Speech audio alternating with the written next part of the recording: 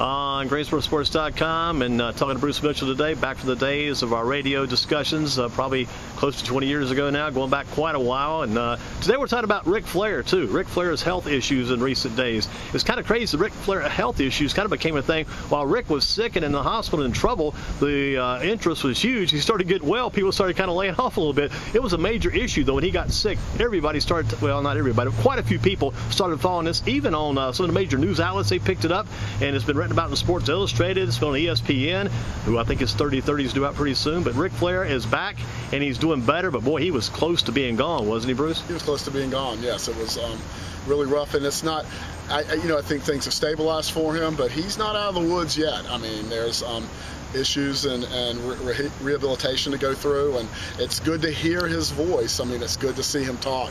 That was a major relief, that first video, and then to see some pictures of him. He's lost a lot of weight. He seems to be in good spirits, and I think he's got a ways to go. We're not hearing that he's going to be out of the rehab anytime soon, or waiting to hear how his kidneys are doing, waiting to hear how his heart's doing, just kind of getting through this. But I mean, that's one.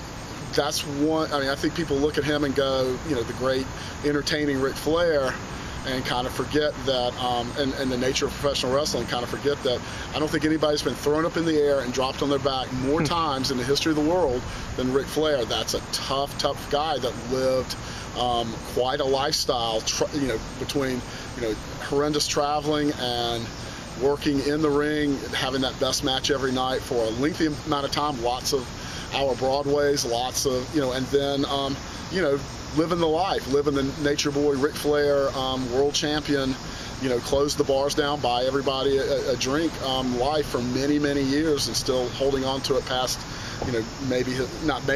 past his own health interest.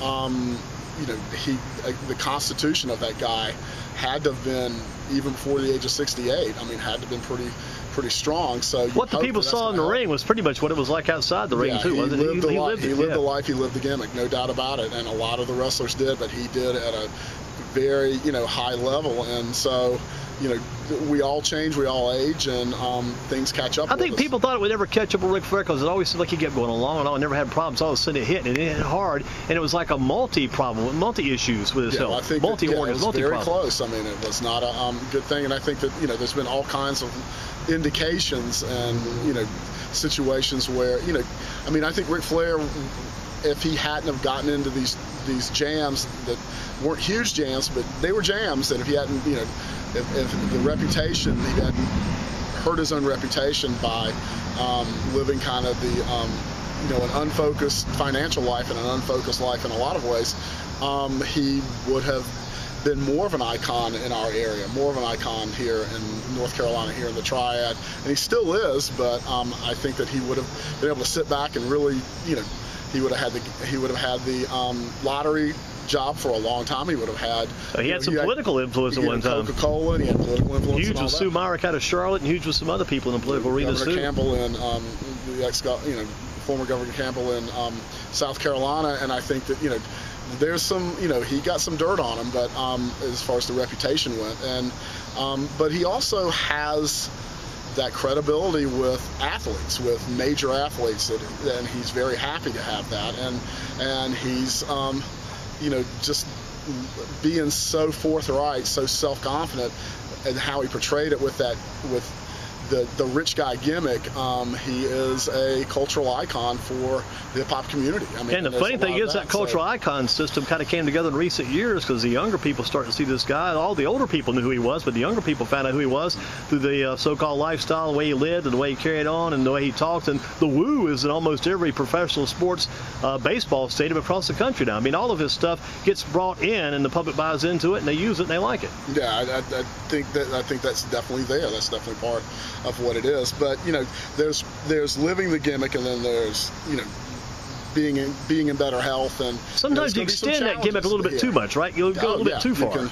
You can forget, you can get caught up in a role so much it's who you are, and I think he's like that. But in fact, I know he's like that. But he's the news has been better. The news, and it seems like the strength is coming back. He's not just a professional wrestling icon. He's not the best professional wrestler that's ever been. He's, you know, a North Carolina guy. He grew up right here. We could point. I'm going to point to the Greensboro Coliseum. Not too far off, yeah. Those trees right there, you go over those trees, and there's the Greensboro Coliseum where he made his reputation, and where you know, there's a lot of big wrestling came out of Mid-Atlantic Championship Wrestling and Jim Crockett Promotions there. So you know, I think your friend Britt Whitmire said over the years that there should be a statue of Dean Smith and Ric Flair out front of the Coliseum, because that Coliseum is still there in an era where a lot of Coliseums that were famous in its day. Yeah, you mentioned a lot of guys, like the old guys. You mentioned like the Wahoo McDaniels and all the guys who went up against Rick Steamboat, gets going on the list. But among all those guys, he stands above all the rest. He stands above. Yeah, he's right up with. You know, I'm always interested in where he stands nationally. As you know, it goes back and forth with him and Hulk Hogan. So it's an interesting thing. I mean, that people who don't know, you know, that thing of people who aren't interested in wrestling, do they know the name?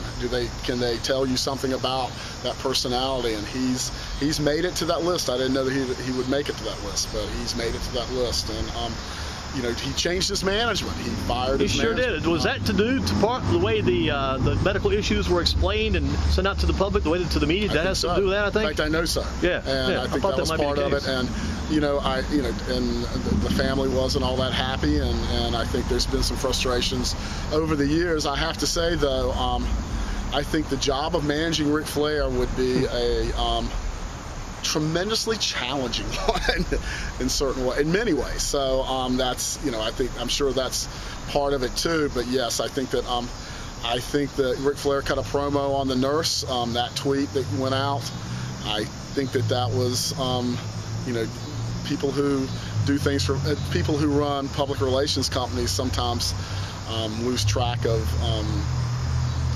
the important things, and that was one of them. I think the family wasn't all that well served by the management during a very scary time. Now, where is his home now? You talked about him. You've spent a lot of time with Ronald in Charlotte. Does he live there still, or is he in Atlanta now? He's in Atlanta now. He's outside of Atlanta with his fiance. So the lovely that's the maid, right? Mimi? Fifi the maid. Fifi, yes. From 25 years ago, but nice lady. Flair for the gold, right? That was the little segment he did. Gold, and I think that you know, I think that he's come to rely on her in some ways. But yeah, closer there. I hope he doesn't get married. I think he's probably better off. Don't marry the woman. Just stay with the woman. Don't be married. When he gets married, it all seems to usually fall apart. I'm always amazed at that. I mean, I'm just like, you've got that. You've got all that, and it's just like, that's a different life than being married. But there's a lot of people, particularly from that generation, who wanted to play the field and have that stability at home too, and didn't see any problem with it. And wow. So, you know, we all know people like that. So, what can you say? What about that 30-30 on ESPN? Was that due out in October or November? It was due out, last I heard, was November, in the early part of November. But I wonder whether they want to let some time come by so that they, you know, clearly they want an upbeat ending for this, and kind of had it for a while. And I think this might have taken some time out of it. So we'll see. I hear different things about that, but we'll see how it goes. He'll be talking about his marriages. He'll be talking about his daughters, his son, his entire family, all those issues. I mean, you know, and there's some stuff. You know, he also has a book. I seem to be the only wrestling journalist around that doesn't have a copy of it, but he and his daughter Charlotte, their book. He and his daughter Charlotte. I hear mixed reviews of that, but yeah, I think some of the you know, when Reed died in the circumstances that he died in, that was a very tough thing, and it's understandable. I think it was a very tough. So it was a dark time right there. Dark time for Ric Flair, no doubt. And you know, I can't.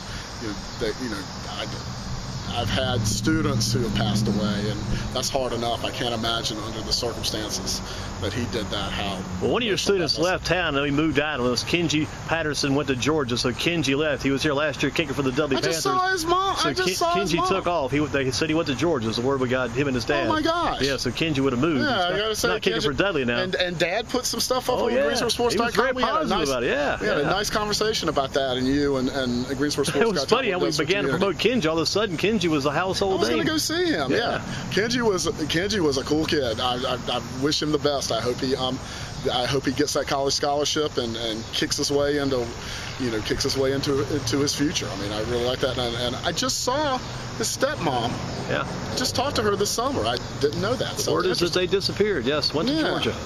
Speaking of Georgia, boy, Ric Flair, Georgia, North Carolina, Minnesota, California, Japan, everywhere. He's been all over the world. Yes, sir. I mean, he went everywhere. He went all over the world.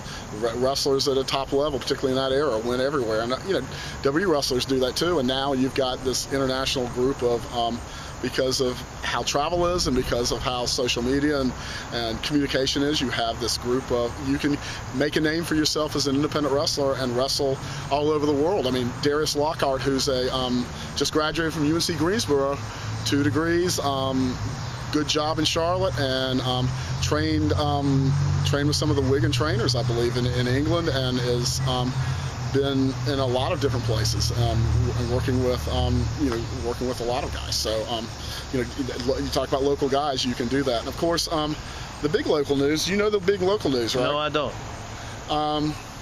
Remember the old days, New Dimension Wrestling? I know you were around that. Chris Plano, yes. Chris Plano and Rick Link and Chris Cruz and John Hitchcock from Parts Unknown, and even let's see, Surge, Will and the Wisp, the Hardy Brothers, they were there. The Hardy Brothers, and I know you remember the Gravedigger. Champagne was there too. Champagne, who became close with The Rock for an assistant for The Rock for many years, and I know you remember the Gravedigger. I remember the name, yeah. Remember the name of the Gravedigger? Big husky guy. Yeah. He would stand behind a table that said, "Your favorite wrestler." That was our friend who got in trouble around Bessemer Avenue on Monday. Wow. You know what I'm talking about? A little bit, yeah. Unfortunately had an unfortunate domestic incident. Boy, you talk about a guy who brings up a memory there. I remember New Jack when he got in trouble at Libby Hill Seafood one night. They had to nearly have him arrested over there back in the day. Well, of course, you know where New Jack is now, right? I hope he's not 10 feet or 6 feet under. He's not 6 feet under, but he could be. He's not 10 feet away, but he lives in this. He lives in Greensboro now. Wow. He didn't. So just what goes around comes around. What goes around comes around. Wow, it wasn't amazing. Compton, California. It was Dudley High School. Yes, it was. Yes. Well, one more thing, we'll get off of Ric Flair's situation, get on to some other ideas, other things with Bruce, other talk. And what about, do you think Flair will wrestle again? Because you've got a guy like Terry Funk that's going to wrestle Jerry Lawler. They're going to go at it, and they just keep going. Six-man I think tag each of the older guys, they want to be the last older guy, the one who goes the furthest. Do you think Ric Flair will get well and try to get back in the ring one more time? Because if he gets well, there's going to be some nuts to encourage him to get back in there again. I think that, he did his podcast with Conrad Thompson and talked about if he got into the right cosmetic shape and it gave him 6 months, he could do it. He wanted to have a WrestleMania match with John Cena. I think that Ric Flair may be, no one in WWE is going to let him do it. No one. I think that I don't think he's going to get back in the ring. I think that is over with. I think that he's to keep his association with WWE, and I think he says in that book that he regrets going to TNA. I don't think he regrets the money, but I think that he. I'll tell you what, he had some good stuff going with Jay Lethal. He and Jay Lethal had some good stuff going there. Yeah, people look back on that pretty well, and Jay Lethal and Ring of Honor now. But no, I don't see that, and particularly with the weight loss and all that, I don't see that now. And Terry Funk and Jerry Lawler. Jerry Lawler's the master of the old tricks to get by, and it's kind of amazing at his age to do it, 70. And I think Terry Funk just wants to get out of the house and do something, but physically you worry about that. Yeah, that's in Dorton Arena in a week or two. That's gonna be in Dorton Arena. Yes. In Raleigh, of all places. Dorton Arena in Raleigh. Jerry Lawler, Terry Funk in Raleigh. Is it Jerry Lawler and his son, and I think there's Jerry Lawler and Brian Christopher. It's going to make this tag match to kind of protect the guys. Yeah, and then the Rock and Roll Express and Terry Funk.